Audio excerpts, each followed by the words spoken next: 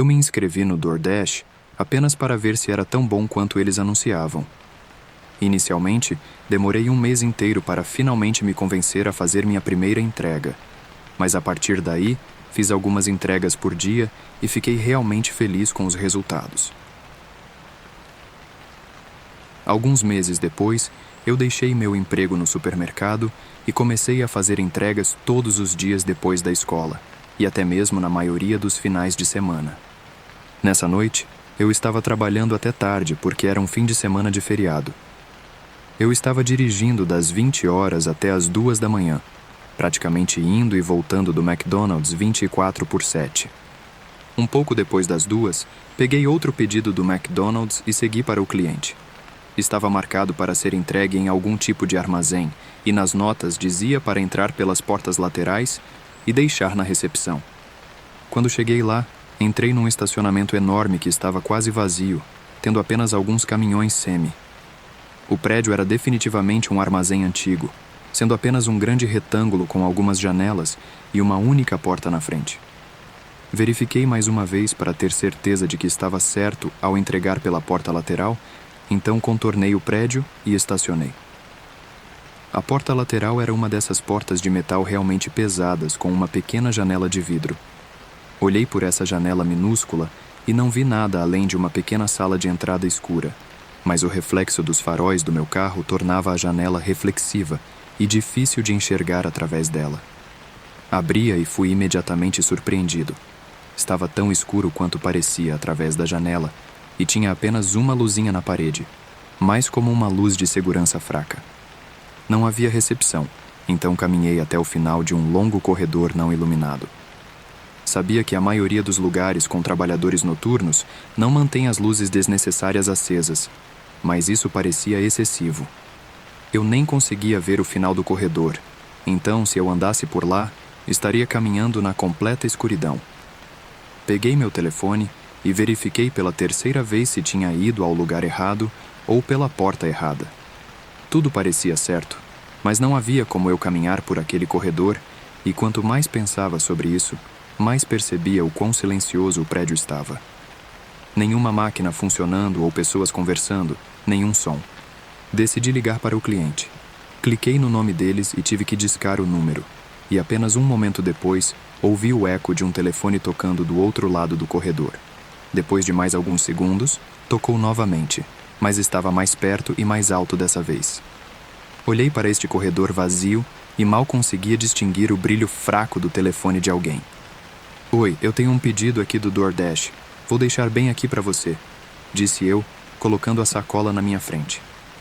A figura de um homem grande começou a sair do corredor escuro, mas eles não disseram nada. Esperei mais um segundo, mas à medida que se aproximavam, parecia realmente perturbador a maneira como estavam andando tão rápido e sem falar. Tive a sensação de que alguém ia pular atrás de mim ou algo assim, e no geral, fiquei um pouco assustado. Virei-me e caminhei rapidamente para fora da porta e voltei para o meu carro.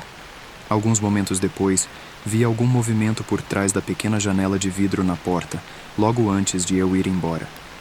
Aquilo me deu arrepios e me fez encerrar a noite e ir direto para casa. No final, escolhi acreditar que foi apenas uma situação estranha em geral, mas nada realmente aconteceu, então ignorei. Alguns dias se passaram e, na segunda-feira à noite, enquanto eu dirigia novamente, recebi uma ligação estranha. Era do departamento de polícia. O que aconteceu a seguir foi mais complicado do que precisava ser, mas basicamente eles me questionaram sobre por que eu estava naquele armazém específico às 2:30 da manhã de sábado. Aparentemente, eles tinham filmagens de segurança do meu carro chegando. Depois de explicar que eu era apenas um motorista do DoorDash e provar isso com o recibo de entrega, eles me contaram o que estava acontecendo. Eles disseram que os trabalhadores voltaram do fim de semana de feriado, onde o armazém não estava em operação, e encontraram uma entrega do DoorDash no meio do corredor. Quem estava lá tinha invadido e pedido com uma conta falsa, o que já é assustador por si só. Mas a parte mais arrepiante é que eles nem sequer pegaram a sacola de comida. É bastante óbvio que estavam procurando por algo mais.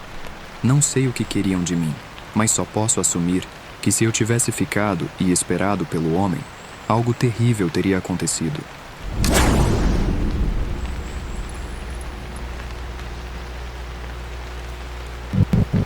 Eu trabalhava para o restaurante dos pais do meu melhor amigo. Eu fazia entregas para eles e às vezes ajudava a limpar mesas ou o que fosse necessário. O trabalho em si era bom, mas era muito desconfortável ter os pais do meu amigo como chefes. Eu pensei que isso não seria tão ruim depois de um tempo, mas simplesmente nunca melhorou. Eles odiavam cada vez que algo não saía exatamente como planejado e também me escalavam e ao meu amigo em dias opostos, então nem sequer parecia que trabalhávamos juntos, que era todo o ponto de eu ter aceitado o trabalho. Isso aconteceu durante meu terceiro e último mês trabalhando lá. Era uma noite normal no começo, com algumas entregas rápidas, mas realmente desacelerou na segunda metade da noite. O pai do meu amigo odiava quando estava lento, porque eu ficaria parado esperando por pedidos, e ele sempre ficava mal-humorado com isso, mesmo que não fosse minha culpa.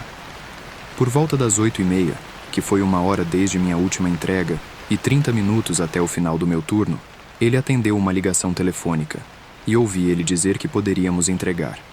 Depois, ele preparou a comida e me entregou a sacola para entregar, mas quando procurei o endereço, era a 40 minutos de distância.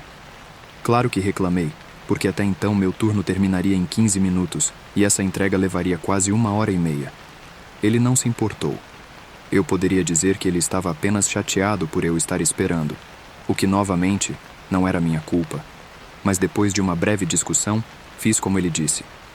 40 minutos era bastante longe para a nossa pequena cidade, então eu não tinha ideia de onde esse endereço ficava. Quando estava a 2 minutos de distância, era pouco antes das 22h. Não havia casas próximas, pelo que eu podia ver, até o último minuto da viagem, quando me mandou virar numa pequena rua que levava a uma fileira de talvez 6 casas. Todas pareciam velhas e desatualizadas, e eram as únicas casas que eu tinha visto nos últimos 5 minutos de viagem. Passei devagar por cada casa e olhei para os números até encontrar a certa. Então estacionei na rua, ao lado da entrada. Não vou mentir, esse lugar me deu uma vibe assustadora. Estava tão longe de tudo e as próprias casas eram apenas velhas e assustadoras. Saí e levei a sacola até a porta. Depois toquei a campainha. Ninguém veio à porta, então tentei bater. Estava tarde e eu queria terminar logo, então estava ficando impaciente. Enquanto esperava, olhei ao redor.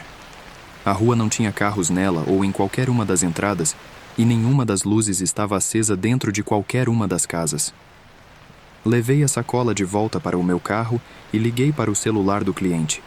Eles não atenderam, então apenas sentei no meu carro e tentei pensar no que fazer a seguir.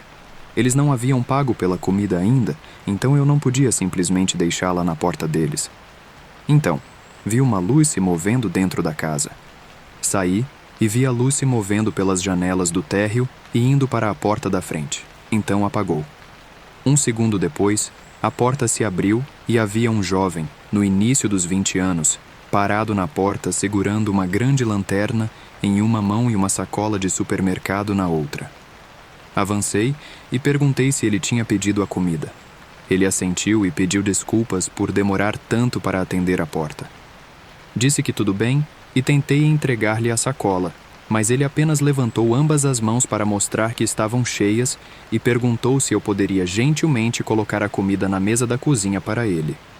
No início, não tinha certeza se ele estava brincando ou não, porque ele facilmente poderia ter colocado a lanterna ou a sacola do supermercado no chão por 1 segundo. Mas então, percebi que ele estava falando sério. Olhei por cima dele e, a partir do pequeno corredor de entrada, pude dizer que havia algo estranho com esse lugar. Estava empoeirado por toda parte e parecia vazio. Assim que vi isso e pensei na lanterna sendo usada em vez das luzes normais da casa, eu estava quase certo de que este lugar era uma casa vazia. O homem ainda estava me olhando e esperando por uma resposta. Desculpe, estou com pressa. Se você puder apenas pagar rapidamente, eu vou deixar a bolsa aqui na sua varanda. Ele não gostou dessa resposta e isso ficou evidente em sua expressão facial. Ele colocou a sacola de compras no chão e deu um passo para fora da porta, na varanda. Eu recuei para não ficar muito perto dele. Havia algo em seus olhos que me dizia que ele estava prestes a fazer algo, e eu não ia esperar para descobrir o que seria. Deixei a bolsa cair e corri para o meu carro, partindo enquanto o homem me observava atentamente da varanda. Eu estava tremendo durante a maior parte do caminho de volta, incerto sobre o que poderia ter acontecido. Claro, quando contei ao pai do meu amigo sobre o ocorrido, tudo o que ele parecia se importar era que eu não fiz o homem pagar. Por esse motivo, eu simplesmente pedi demissão naquele momento. Eu sabia que meu amigo ficaria chateado, mas eu já tinha tido o suficiente dos pais dele sendo desrespeitosos comigo por não fazer nada de errado. Depois disso, a situação ficou bastante tensa, e eu estava pensando mais nisso do que no homem que me atraiu para uma casa vazia e provavelmente tentou me assaltar ou pior. Distraído, eu nunca chamei a polícia, pelo menos não até que fosse tarde demais. Felizmente, eu não fui tolo o suficiente para entrar na casa, porque se tivesse, provavelmente nunca teria retornado daquela entrega.